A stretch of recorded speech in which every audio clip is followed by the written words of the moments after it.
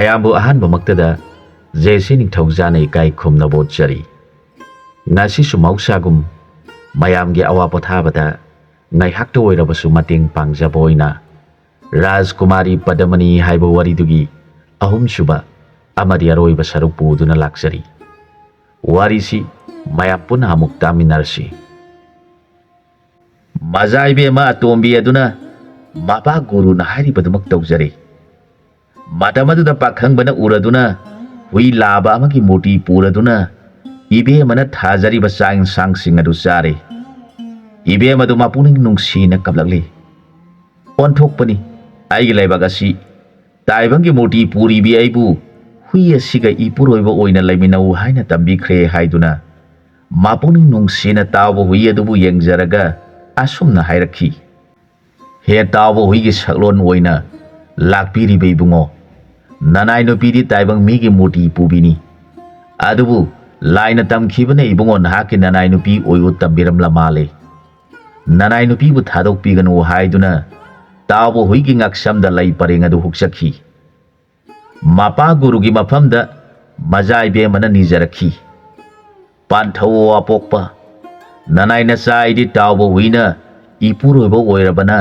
ꯅꯆꯥ ꯑꯩꯗꯤ ꯃꯐꯝꯁꯤꯗ ꯂꯩꯖꯕꯗ ꯏꯀꯥꯏꯕ ꯐꯤꯔꯨꯛ ꯈꯨꯝꯂꯒꯅꯤ꯫ ꯑꯗꯨꯅ ꯅꯆꯥꯅ ꯂꯩꯖꯒꯗꯕ ꯃꯐꯝ ꯄꯤꯕꯤꯔꯣ ꯍꯥꯏꯖꯔꯕꯗ ꯒꯨꯔꯨꯅ ꯆꯥꯎꯈ꯭ꯔꯕ ꯍꯤꯒꯤ ꯎꯄꯨ ꯑꯃ ꯆꯟꯕꯤꯗꯨꯅ ꯆꯍꯤ ꯀꯌꯥ ꯆꯥꯕ ꯑꯣꯛꯅꯕ ꯃꯍꯩ ꯃꯔꯣꯡ ꯃꯔꯨ ꯃꯔꯥꯡ ꯄꯨꯝꯅꯃꯛ ꯍꯤꯒꯤ ꯎꯄꯨ ꯑꯗꯨꯗ ꯍꯥꯞꯆꯤꯜꯂꯦ꯫ ꯑꯗꯨꯒ ꯃꯆꯥꯅꯨꯄꯤ ꯑꯃꯗꯤ ꯃꯃꯥꯛ ꯑꯣꯏꯔꯕ ꯍꯨꯏ ꯑꯗꯨꯒ ꯀꯣꯟꯅꯅ ꯎꯄꯨ ꯃꯅꯨꯡꯗ ꯆꯪꯍꯜꯂꯒ ꯃꯖꯥꯏꯕꯦꯝꯃꯅ ꯃꯄꯥ ꯒꯨꯔꯨꯕꯨ ꯌꯦꯡꯖꯔꯒ ꯅꯤꯖꯔꯛꯈꯤ꯫ ꯏꯄꯥ ꯏꯕꯨꯡꯉꯣ, ꯅꯅꯥꯏ ꯅꯆꯥꯅ ꯄꯣꯛꯆꯒꯗꯧꯔꯤꯕ ꯏꯆꯥꯁꯤꯡ ꯑꯁꯤꯅ ꯃꯥꯂꯦꯝ ꯄ꯭ꯔꯤꯊꯤꯕꯤ ꯄꯨꯝꯅꯃꯛꯁꯤꯕꯨ ꯂꯣꯏꯁꯤꯟꯖꯕ ꯉꯝꯕ ꯏꯄꯥ ꯒꯨꯔꯨꯅ ꯄꯤꯕꯤꯌꯨ ꯅꯤꯖꯈꯤ꯫ ꯒꯨꯔꯨꯅ ꯃꯆꯥꯅ ꯍꯥꯏꯖꯔꯤꯕꯗꯨ ꯊꯨꯡꯖꯔꯣ ꯍꯥꯏꯅ ꯕꯣꯔ ꯄꯤꯕꯤꯈꯤ꯫ ꯑꯗꯨꯒ ꯎꯄꯨ ꯑꯗꯨ ꯃꯈꯨꯝ ꯈꯨꯝꯖꯤꯜꯂꯒ ꯏꯁꯤꯡ ꯆꯦꯟꯕ ꯇꯨꯔꯦꯟ ꯑꯃꯗ ꯊꯥꯗꯔꯛꯈꯤ꯫ ꯏꯕꯦꯝꯃ ꯃꯥꯕꯨ ꯃꯐꯝ ꯑꯗꯨꯗ ꯊꯥꯗꯈꯤ ꯍꯥꯏꯗꯨꯅ ꯏꯕꯦꯝꯃꯒꯤ ꯃꯃꯤꯡ ꯂꯧꯗꯨꯅ ꯃꯐꯝ ꯑꯗꯨꯗ ꯁꯥꯕ ꯊꯣꯡ ꯑꯗꯨꯕు ꯃꯤꯅꯨ ꯊꯣꯡ ꯍꯥꯏꯅ ꯈꯪꯅꯈꯤ꯫ ꯑꯗꯨꯅꯗꯤ ꯑꯩꯒꯤ ꯏꯆꯥꯅꯨꯄꯤ ꯑꯁꯤꯁꯨ ꯍꯨꯏ ꯑꯁꯤꯗ ꯂꯨꯍꯣꯡꯗꯨꯅ ꯂꯩꯖꯕ ꯀꯔꯤꯁꯨ ꯑꯀꯥꯏꯕꯗꯤ ꯂꯩꯇꯦ꯫ ꯀꯔꯤꯒꯨꯝꯕ ꯍꯨꯏ ꯑꯁꯤꯅ ꯂꯥꯏ ꯑꯃꯒꯤ ꯂꯥꯡꯑꯣꯟ ꯑꯣꯏꯔꯝꯗꯨꯅ ꯑꯩꯒꯤ ꯏꯇꯦꯡ ꯄꯥꯡꯕꯤꯕ ꯊꯣꯛꯂꯕꯗꯤ ꯑꯩꯍꯥꯛ ꯅꯨꯡꯉꯥꯏꯕꯒꯤ ꯄꯟꯈꯩ ꯂꯩꯔꯣꯏ ꯈꯟꯖꯗꯨꯅ ꯃꯃꯣꯟ ꯅꯨꯡꯉꯥꯏꯅ ꯃꯖꯥꯏꯕꯦꯝꯃꯕꯨ ꯍꯨꯏ ꯑꯗꯨꯗ ꯂꯨꯍꯣꯡꯕꯤꯔꯒꯦ ꯈꯟꯈ꯭ꯔꯦ꯫ ꯃꯇꯝ ꯑꯁꯤꯗ ꯃꯍꯥꯔꯥꯅꯤ ꯑꯗꯨꯅ ꯃꯅꯥꯏꯁꯤꯡꯗ ꯍꯨꯏ ꯑꯗꯨꯕꯨ ꯍꯥꯠꯅꯕ ꯁꯤꯜꯂꯤꯕꯁꯤꯡ ꯑꯗꯨꯅ ꯍꯨꯏ ꯑꯗꯨꯒꯤ ꯇꯥꯟꯖꯥ ꯆꯥꯕ ꯍꯥꯠꯄ ꯌꯥꯕ ꯃꯇꯝ ꯌꯦꯡꯗꯨꯅ ꯂꯩꯈ꯭ꯔꯦ꯫ ꯇꯧꯔꯤꯕ ꯃꯑꯣꯡ ꯑꯗꯨꯕꯨ ꯂꯥꯏ ꯆꯦꯛꯈꯦꯠꯄꯤ ꯑꯗꯨꯅ ꯎꯔꯗꯨꯅ ꯃꯥꯅ ꯃꯇꯧ ꯀꯔꯝ ꯇꯧꯔꯒ ꯍꯨꯏ ꯑꯁꯤꯒꯤ ꯃꯊ꯭ꯋꯥꯏ ꯀꯟꯁꯤꯒꯦ? ꯃꯥꯕꯨ ꯀꯔꯤꯒꯨꯝꯕ ꯁꯤꯈꯤꯕ ꯊꯣꯛꯂꯕꯗꯤ ꯃꯍꯥꯛꯇꯤ ꯏꯕꯦꯝꯃ ꯑꯗꯨꯒꯤ ꯁꯥꯞ ꯐꯪꯕꯗꯒꯤ ꯃꯍꯥꯛ ꯑꯃꯨꯛ ꯍꯟꯅ ꯅꯨꯡ ꯑꯣꯟꯗꯨꯅ ꯂꯩꯈꯤꯕ ꯇꯥꯔꯦ꯫ ꯑꯗꯨꯅꯗꯤ ꯃꯈꯣꯏ ꯑꯅꯤ ꯂꯨꯍꯣꯡꯖꯗꯨꯅ ꯖꯨꯕꯔꯥꯖ ꯑꯁꯤꯅ ꯁꯪꯒꯝ ꯗꯦꯁꯀꯤ ꯅꯤꯡꯊꯧ ꯃꯆꯥꯅꯤ ꯈꯪꯖꯗꯨꯅ ꯃꯁꯥꯒꯤ ꯀꯣꯅꯨꯡꯗ ꯄꯨꯖꯈ꯭ꯔꯕ ꯃꯇꯝꯗꯨꯗ ꯑꯩꯍꯥꯛꯁꯨ ꯁꯥꯞ ꯀꯣꯛꯇꯨꯅ ꯂꯥꯏꯔꯩꯕꯥꯛꯇ ꯆꯠꯇꯨꯅ ꯒꯨꯔꯨꯒꯤ ꯁꯦꯕꯥ ꯇꯧꯖꯒꯗꯧꯔꯤꯕꯅꯤ꯫ ꯑꯗꯨꯅꯗꯤ ꯃꯇꯧ ꯀꯔꯝ ꯇꯧꯔꯒ ꯃꯍꯥꯔꯥꯅꯤ ꯑꯁꯤꯒꯤ ꯃꯅꯥꯏꯁꯤꯡ ꯑꯁꯤꯒꯤ ꯃꯈꯨꯠꯇꯒꯤ ꯍꯨꯏ ꯑꯁꯤ ꯀꯟꯁꯤꯒꯦ ꯈꯜꯂꯛꯂꯦ꯫ ꯏꯕꯦꯝꯃ ꯑꯁꯤꯁꯨ ꯂꯥꯏ ꯑꯣꯏꯖꯔꯕꯁꯨ ꯃꯍꯥꯛ ꯇꯥꯏꯕꯪ ꯃꯤꯒꯤ ꯆꯤꯟꯖꯥꯛ ꯆꯥꯗꯨꯅ ꯆꯥꯎꯔꯛꯄ ꯃꯔꯝꯅ ꯃꯍꯥꯛꯇꯤ ꯃꯈꯣꯏꯅ ꯇꯧꯔꯤꯕ ꯈꯨꯗꯤꯡꯃꯛ ꯑꯃꯠꯇ ꯈꯪꯗꯦ꯫ ꯃꯍꯥꯔꯥꯅꯤ ꯑꯁꯤꯒꯤ ꯃꯅꯥꯏꯁꯤꯡꯅ ꯃꯥꯕꯨ ꯁꯣꯏꯗꯅ ꯍꯥꯠꯂꯒꯅꯤ꯫ ꯑꯗꯨꯅꯗꯤ ꯃꯉꯣꯟꯗ ꯇꯥꯍꯧꯗꯕ ꯌꯥꯗ꯭ꯔꯦ ꯈꯟꯗꯨꯅ ꯂꯥꯏ ꯆꯩꯈꯦꯠꯄꯤꯅ ꯍꯨꯏ ꯑꯗꯨꯒꯤ ꯃꯃꯤꯠꯇ ꯃꯥꯒ ꯃꯥꯟꯅꯕ ꯍꯨꯏ ꯑꯃꯒꯨꯝ ꯎꯍꯜꯂꯗꯨꯅ ꯑꯁꯨꯝꯅ ꯍꯥꯏꯔꯛꯈꯤ꯫ ꯃꯔꯨꯞ, ꯅꯍꯥꯛ ꯁꯣꯏꯗꯅ ꯁꯤꯕ ꯇꯥꯔꯦ꯫ ꯑꯗꯨꯅ ꯅꯍꯥꯛ ꯔꯥꯖꯀꯨꯃꯥꯔꯤ ꯑꯁꯤꯕꯨ ꯊꯥꯗꯣꯛꯇꯨꯅ ꯅꯪꯅ ꯍꯥꯟꯅ ꯂꯩꯔꯝꯕ ꯃꯐꯝ ꯑꯗꯨꯗ ꯂꯣꯠꯇꯨꯅ ꯂꯩꯔꯨꯔꯣ꯫ ꯑꯩꯅ ꯅꯪꯒꯤ ꯁꯛꯇꯝ ꯑꯣꯟꯗꯨꯅ ꯅꯪꯒꯤ ꯅꯍꯨꯠꯇ ꯑꯩꯕꯨ ꯃꯈꯣꯏꯅ ꯍꯥꯠꯂꯁꯤꯅꯨ꯫ ꯅꯪ ꯁꯥꯔꯤꯕ ꯑꯩꯍꯥꯛ ꯁꯤꯔꯕꯗ ꯑꯩꯕꯨ ꯑꯁꯣꯡꯕ ꯅꯔꯛꯇ ꯃꯈꯣꯏꯅ ꯑꯁꯤꯕ ꯑꯩꯒꯤ ꯍꯛꯆꯥꯡ ꯑꯁꯤ ꯍꯨꯟꯗꯣꯛꯂꯝꯒꯅꯤ꯫ ꯃꯗꯨ ꯅꯪꯅ ꯊꯤꯕ ꯂꯥꯛꯇꯨꯅ ꯑꯁꯨꯝꯅ ꯍꯥꯏꯔꯛꯎ꯫ ꯍꯦ ꯃꯔꯨꯞ ꯂꯥꯏ ꯆꯩꯈꯦꯠꯄꯤ, ꯅꯪꯗꯤ ꯁꯤꯕ ꯌꯥꯗ꯭ꯔꯤ꯫ ꯅꯕꯦꯝꯃꯅ ꯇꯧꯈꯤꯕ ꯁꯥꯞ ꯑꯗꯨ ꯃꯄꯨꯡ ꯐꯥꯗ꯭ꯔꯤ꯫ ꯑꯩꯈꯣꯏꯒꯤ ꯊꯕꯛ ꯂꯣꯏꯔꯝꯗꯅ ꯅꯪꯅ ꯅꯣꯡꯒꯥꯛꯈꯤꯕ ꯊꯣꯛꯂꯕꯗꯤ ꯅꯍꯥꯛ ꯑꯃꯨꯛ ꯍꯟꯅ ꯅꯨꯡ ꯑꯣꯟꯖꯒꯅꯤ ꯍꯥꯏꯅ ꯃꯔꯨꯞ ꯅꯪꯅ ꯍꯥꯏꯔꯛꯎ꯫ ꯃꯗꯨꯗꯒꯤꯗꯤ ꯑꯩꯍꯥꯛ ꯑꯃꯨꯛ ꯍꯤꯡꯒꯠꯂꯛꯀꯅꯤ꯫ ꯃꯔꯨꯞ ꯅꯪꯕꯨ ꯃꯖꯥꯏꯕꯦꯝꯃꯅ ꯎꯕ ꯐꯪꯂꯛꯇ꯭ꯔꯕꯗ ꯃꯖꯥꯏꯕꯦꯝ ꯑꯗꯨ ꯂꯥꯏꯄꯨ ꯁꯂꯥꯏ ꯈꯪꯗꯅ ꯉꯥꯎꯔꯒꯅꯤ ꯐꯥꯅ ꯄꯨꯅꯕ ꯉꯝꯂꯔꯣꯏ ꯅꯤꯡꯊꯧ ꯃꯍꯥꯔꯥꯅꯤ ꯑꯃꯗꯤ ꯀꯣꯅꯨꯡꯗ ꯂꯩꯔꯤꯕ ꯄꯨꯝꯅꯃꯛ ꯑꯋꯥꯕ ꯑꯣꯏꯔꯒꯅꯤ ꯃꯃꯩꯊꯪꯗ ꯅꯤꯡꯊꯧꯅ ꯍꯨꯏ ꯑꯗꯨ ꯂꯩꯇꯕꯗꯒꯤ ꯃꯆꯥꯅꯨꯄꯤ ꯉꯥꯎꯔꯤꯕꯅꯤ ꯍꯥꯏꯕꯁꯤ ꯈꯪꯂꯛꯇꯨꯅ ꯍꯨꯏ ꯑꯗꯨꯕꯨ ꯀꯗꯥꯏꯗ ꯆꯠꯈ꯭ꯔꯕꯒꯦ माबु फंगनबा थियु हाइना मनाई सिंगदा हाइरखिगनी निंगथौगी मनाई खंगजदबसिंग अदुनदी खंगजदबना वाना हुई अदुबु थिगनी अदुगा महारानी की मनाई सिंग अदुनदी खंगना खंगना मफम थैदोगदुना हुई अदुबु थिजनगनी मफम खंगना थिजनबना मखोइना थिबा फंगलक्त्रबदा मजाइबेमा फानबा ngamdaduna बोन असिदा चेलक्तुना अइखोइना लैरिबा मफम असिदा थुंगलरबदा मरुप नंग थेंगनबो ओइबियु मजाइबे मदु मरुप नंगबु थेंगनजरबदा महांग ngauरंबा दु फरदुना मापा निंगथौ अमदि मामा महारानी अनिबु वरौरदुना कोनुंगद चत्सि हाइबा याद्रबदा मापा निंगथौनो वसक्तुना इसाना निंगबा पामदु अमु हना पंथब तौदना हुई असिदा लुहोंगबिरगे हाइना थेमदुना हाइजरकलबदा मजाइबे मदु यारदुना कोनुंगद नहाक मजाइबे मगा कोनना चलगनी आइदि हुई ओइना अमुक सकुटप याद्रे आइना नखोइना लुहोंगबा लोइद्रिबा फावबा जुब्राजबु आइना सेनगनी हाइरबदा हुई अदु मियामना तुमना खरबा मतमदा महाक माना हाना लेरंबा मफम अदुदा तुमिना चटख्रे माना चटख्रबदा लाइसे खेतपि अदुना चटख्रिबा हुई अदुगी मसक लौरगा राजकुमारीगा लेमिनरी लाइसे खेतपिना ओलिबा हुई अदुना राजकुमारीने तुमलिङाइदा महाक कादुदगी मपान थोरक्तुना महारानी की मनाई सिंगी निंगलिबा अदु थुंगनबा महाकी मसक अदु उहले हुई अदुना कादगी थोरक्तुना मपान थोकलिङाइदा महारानी की मनाई सिंग अदुना मयागी हुई अदुदा खुलाइना थारे हुई अदुदी मयागी हुई ओइबना खुलाइना पानद्रिङाइदा हाना तुख्रे लाई सेखेटपिगी मयाना ओनबा हुई ओइबना थुना सिरे हुई सिरबदा महारानी की मनाई सिंगना महारानी दा पाउ तमजरे महारानी अदु यामना हराउजरे माना थोरक्तुना येंगजरे हुई सिदुना लैरिबदु उबदा महारानी यामना नुंगाइख्रदुना थुना हुई अदुबु पुदुना अथापा मी उरोइदबा मफमदा हुंदोकलुरो सिनरखी महारानी मथवाई नुंगाइना मागे कादा चंगदुना लैख्रे मनाई सिंग अदुना असीबा हुई अदुबु अरापा असोंगबा मफमदा पुदुना हुंदोकलमखी अदुगा राजकुमारी अदुना तुमलुबदगी मिकअप थोलकपा मतम अदुदा हुई अदुबु मागी मनाक्ता लेरमद्रबदा राजकुमारी मथवाई वाना हुई बुथिरकले माना हुई थेंगनद्रबा अदुदा राजकुमारी अंगाउबिगी फिबमदा हुई अदुबु कौ कौदुना कपलकले राजकुमारी की कप्पकी खोंजलना निंगथौ कोनुंग अदु पुमनिन नेनखी कोनुंगदा लेरिबा मिपुंग खुदिमक लोइना हगुनदुना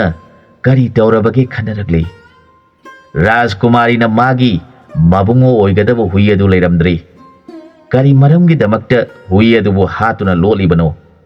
आइदि मागी दमक्ता पोगलकपनी अदुना महाग उबा फंगद्रबदी अहाक सोइदना सिरगनी हाइदुना राजकुमारी अंगावबा मीना ngangbagum nganglदुना आफाफत खंगदना nganगसक्तुना लैख्रे माटवदुना निंगथौना खली हुई अदु मरम चादना मांगी माखोयनिमक मिकुप अमता धादोंनदना लैरिबा हुई अदुना माटौ करमना मांगलिबनो खंदुना निंगथौना मनाई लानमिसिंगदा हुई अदु फंगनबा थिरउ हाइरे निंगथौ मनाई सिंगना बोन अदु मथक मखा ओना थिरे हुई दि लाइसे खेतपिना लोटखिबना थेंगनद्रे लानमि पुमनमकना हुई लेइत्रे हाइना निंगथौगी मफमदा तमजरबदा निंगथौगी पुनिंग यामना वाख्रे मचानुपि तांगना फंगजबि अदुना हुई फंगद्रबदी महाक सिरगनी हाइबा वादुदा अवाबा ओइरे अदुगा महारानी अदुनदी करिगी माना सिबा याब्रा ताइबंग मीना तौनदबा थबकपु माना लम हेंदुना करिगी हुई अदुगा लुहोंगे हाइरिबनो हाइना खंदुना खरा लैरगा मराइना काउजरकनी खंदुना थौसादना लै हौजिक राजकुमारी असि चागनी थकनी हाइबा खंगदना अंगाउबिगुम हुई अदुबु कौदुना कप्तुना लैरी आसुमना कोनुंगी राज कैना सिंगना माबु सेनदुना लैरकपा असि नुमित खरानी हौख्रे राजकुमारी चासु चाखिद्रे थक्सु थखिद्रे माग मिरोन ताखिद्रे हुई अदुबु Ibungo kauraduna maikai khangdana sienba chongba haurakle. Haujikti mama Maharani adu Rajkumari gi matau ujabada ningamdaba phaurakle. Maaksu mana taukiba nungsiba khangdaba thabak adugidamak ningamdaba pokle. Karigumba maja ibemana pharakpa thoklabadi fare. Adu natana phataba thoklabadi mapok asida isa phangjadrabi Maharani aidi mapok khudingda isa haibadu phanglaroi khanbada Rajkumari bu yengjarga ningamdaba pukningna macha bu yengjarga mamitigi mapi tana hairakhi. Ima gi be manung sibi isana tawriba matau sibu kari matau kaubagi. Isana karigumba soiba thoklabadi laibak thibi namai di amuk hana hingduna leiraroi. Isagi natung induna namai su siragani. Namai di isagi naning thunganba ngamdabi nama haibadu uihoduna lehouba tarabra haina ningamdaba matau kapsari. Haujikti mama Maharani adu yamna ningamlaktre. Ningthau aduna macha nupina bon aduda hui adubu thinaba chatke tawriba aduda konunggi miyamna khamnariba adu ningthauna khamluraganu. Mana chaningba chatuna hui adubu thibada lanmi pumnamak isagi matung induna chatpiu hairakhi. Ningthaugi yathang phanglabada Rajkumari Padamani amu hana phadre. Maduda Padamani kaubi Rajkumari na nahan mana angang oina nungpak thakta taduna leiramba amadi hui aduna angang adubu sangkhiba amadi lai sekhitpina nungonduna lehouba mafum maduda mahak panthaba tawdana chatpa horakle. Magi matungda ningthau amadi lanmi pumnamak makhuta khulai painaduna Rajkumari gi matung induna chali. Rajkumari Padamani kamna mabungo hui adubu ibungo nangbu mafam kaida leibage. Nanai nupibu hundoktuna thambiramlaga ibungo na kari maramgidabak nanaw waraubi khibano. Nahanmuki mapok adubu ningsingbidrabra. Nanai nupidi ibungo yaudrabadi sangsara sida matau karamna hingadoribano haina mathwai sokna kamna chalibi masagi matawaduda ningthau Maharani amadi lanmi pumnamak mamitagi mapi taraga ngangnarakhi. Aikhogi ibema asina nganglibo wafam asi hui adu achamba hui oiraroi. Makhoi ani mapok masak khangnaba oiduna ibemana hui adugidamak siba kidana angawi oiribani. Aduna aikhoina ibema Rajkumari Padamani asigidamak aikhoina awaba leitana hui adubu phangnaba thidaba yadi. Asum hainaduna magi matunginduna asong manarak aduda mathwai nungaitana sanari. Asumna Padamani kaubi Rajkumari na ipan panthaba tawdana hana makhoi ahumna sa phangnaduna amana mi onduna laikhiba amana hui onduna laikhiba aduga lai sekhetpina nung onduna laikhiba mafam maduda thunglare. Mahakna angang onduna nungpak thakta laikhiba nung adugi mathakta kakhale. Aduga mahak kapna maigai mari onduna babungo adubu kaurakle. Hui adu masana una kauriba adu tai. Adubu lai sekhetpi aduna matang sadri khanduna mahakpu miyam aduna uhandana thamli. Padamani kaubi Rajkumari du babungona lakpidraba aduda makutta suri pairaka haijarakhi. He ibungo nanai nupina ibungo buta sengna nungsiba atopa kana amage wakhal khaluba leitaba ibungo nangi asengba wakhalna hingjabi makta oirabadi ibungo na siduna khamnung leipak yaurabasu nanauna kaujariba khonjal asibu tabiba oibiduna ibungo nangi thawai aduna nanauki nakta lakpiduna nanau laibak thibi aiga punna chatminasi. Karigumba ibungo na laibak thibi aina kaujaba sida tana ibungo na waraubiduna lakpidaba oirabadi nanai laibak thirabe aihakti isana paijariba thang asina thinjaraga yaibi thawai asi mangjakrage. Nanai nupina thawai tharaba matamda nanai nupi aibu waraubiba tawbiraganu hairaga Rajkumari Padamani suri adu pairaga mathabak mata phaba aduda thingadabagi tawrakle. Rajkumari gi tawriba mawng aduda lairiba ningthau Maharani pumnamak nungsa thiba oikhre. Makhoi pumnamakna tawriba sidi mangba tare khanaduna tumin kana amata wa maset amata ngangnadana yengnaduna lei. Matam asida lai sekhet pida matam hen khigadore khanduna mana mayana uptuna thamliba hui adu buthadole hui aduna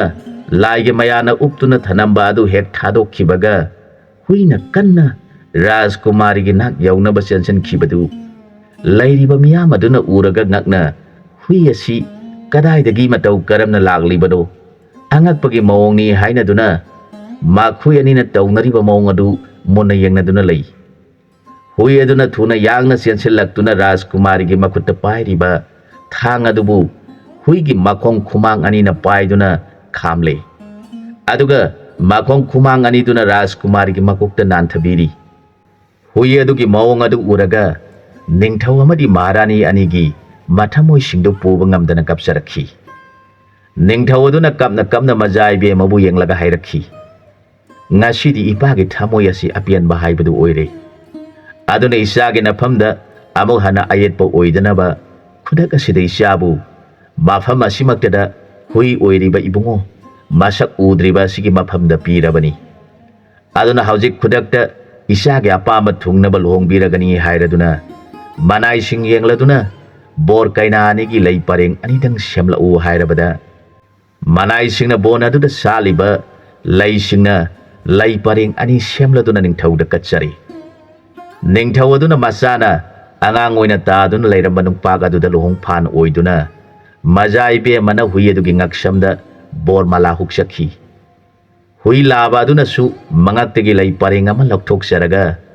magi sana thoirabi lai nupina onkhibi